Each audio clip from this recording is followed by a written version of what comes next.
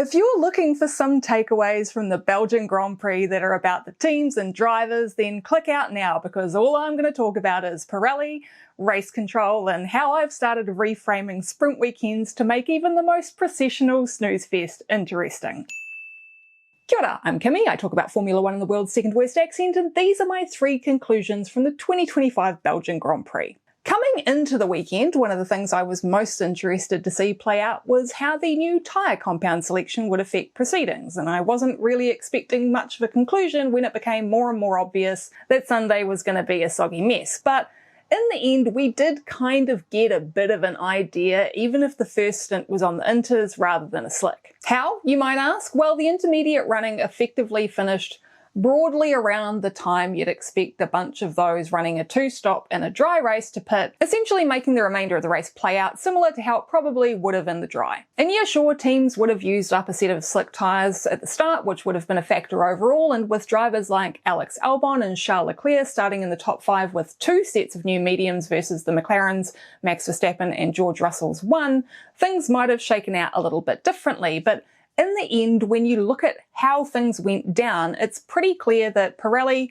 made an error in their compound selection. And that error was just being too conservative. Which makes sense considering this was the first time they've tried the idea of skipping a compound since like Melbourne in 2022. However, if they do decide to lock it in for some more races this year, which is the plan, then going a step further when compared with previous years could be the right call. Because in the end, the fact that we had cars going to the checkered flag on the C3 medium showed that the interesting soft to medium strategy that Pirelli offered up as an option at the beginning of the weekend was actually completely legit. Especially when you consider that Esteban Ocon's second stint was on used medium tyres that by the time he crossed the line were 37 laps old. That's 7 laps short of a full race distance on a C3, and yes, he did have a new set available. And the fact that he went out on used tyres indicates the intent was always to swap to the new ones at some point, but clearly the dig was so low in comparison to the expectation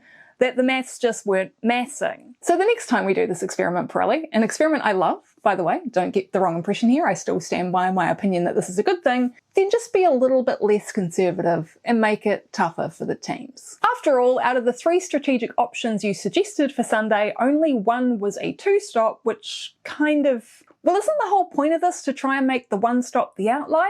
My number 2 conclusion is that I don't envy race control's responsibility when deciding what is and what isn't safe conditions to race in. Now, straight up, I do tend to agree with Lewis Hamilton and Max Verstappen about the delayed start and that they could have gone racing sooner, or at the very least had a standing start if they hadn't. Although, I also understand why this didn't happen and why race control tends to be more conservative when making these kind of decisions on tracks like Spa and Suzuka, where visibility is a big effing problem and tragedy is still very much recent history. What is and what isn't safe, or at least as safe as it can be in an inherently dangerous sport, will always be a matter of opinion apart from the most extreme conditions, and some drivers are always going to have a different opinion than those who are responsible for ensuring they're mitigating risk. Was race control too conservative this weekend?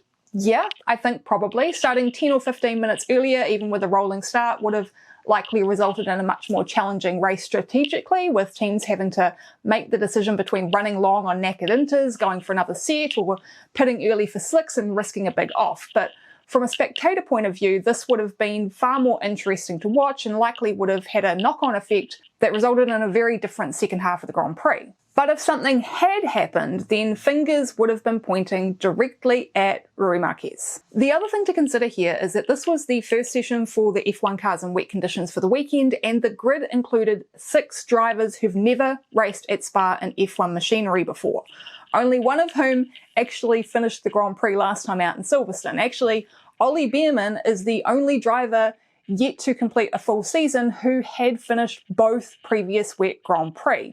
Lawson, Hadjar, Bortoleto, Colapinto and Antonelli all either failed to start or failed to finish in both Australia and the UK. The reality is that race control is pretty much always going to be criticised for their decision when it comes to wet weather racing, and I think sometimes We as fans need to be a little bit more aware of the various factors they're weighing up when deciding what the best course of action is. There's always nuance there and a bit of compassion for people who have such a heavy responsibility. Well, it doesn't hurt, does it? Come on now. DBAD, basically. Before I get into how I've reframed sprints in my tiny little mind, this is your reminder that if you're enjoying this video and would like to see more from me, then click that subscribe button and click the like button so that YouTube puts my new stuff on your homepage.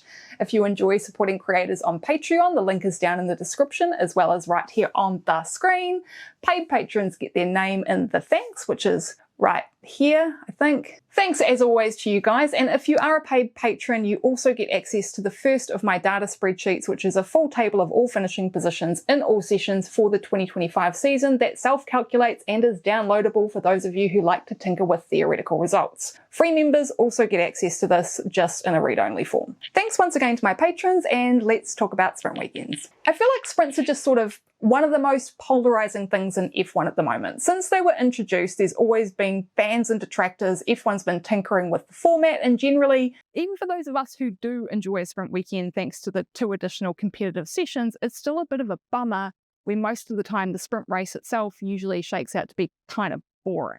Or extremely boring, like what we had this past Saturday. Look, and even as somebody who likes sprint weekends, I'll admit, I do understand why a lot of people don't like them. But there's one thing that's keeping me in the camp of keep them rather than get rid. Because when I think about how they actually function, I think having 2 competitive sessions that effectively act as specialized practice sessions just with a few points on the line, it actually increases my enjoyment of even the most processional sprint race. No, teams can't tinker with the car for an extra couple of hours, but even my free practice loving self has to admit that adding a competitive factor into any session makes it more fun to watch. And it's not like the teams aren't learning anything through these sessions either. They're learning how track position affects qualifying result, how they can be better strategically when deciding when to set their cars out, how tiny the knockout gaps are when there's no question about fuel loads or engine modes. They're learning how their car and tyres are affected when running in dirty air for long periods. They're learning the specifics of potential overtaking spots or how effective their DRS is compared to specific cars when in a real-world scenario rather than a theoretical one. They're learning what gaps they need to mount effective defence or attacks, the best way to deploy energy in a race scenario to facilitate both, and then still have the chance to make changes afterwards if they think they've found the right solutions and are willing to take the risk. It's also a great opportunity for midfield teams to pick up meaningful points when 1 or 2 drivers from top teams make a big mistake or don't quite get the run plan right, but it doesn't hold a massive amount of jeopardy for the front runners. So moving forward, I'm going to start viewing sprint weekends through this new lens of competitive practice and see if it changes my enjoyment of them. And at the end of the day, sprint quali is still a heart-pounding thrill. It's just the race on Saturday that can be a bit of a downer, but I don't think it's any less interesting than a practice session. And let's be honest, we only get them in a quarter of Grand Prix weekends. I do always have to laugh a bit though. How many times have you heard a driver complain about the long 4 days at the track and that they only really need 1 practice session, only to completely flip around in the opposite direction when a sprint weekend comes along and they don't get the setup right? So that's my 3 conclusions from the 2025 Belgian Grand Prix. What are yours? Maybe you think this weekend was the turning point in the McLaren battle, or perhaps you were unsurprised that it took a change of leadership for Red Bull to finally show Yuki Tsunoda a bit of faith and give him the new parts. Maybe you're closely looking at Mercedes and have figured out what's going wrong with Kimi Antonelli. Whatever your thoughts, have a chat about it down in the comments, and I hope to see you here next time. Ka kite. If there's a bunch of background noise in this video that I couldn't scrub out, it's because we're going through yet another weather event, and the road past my house is once again temporarily the state highway. Stay safe, Aotearoa.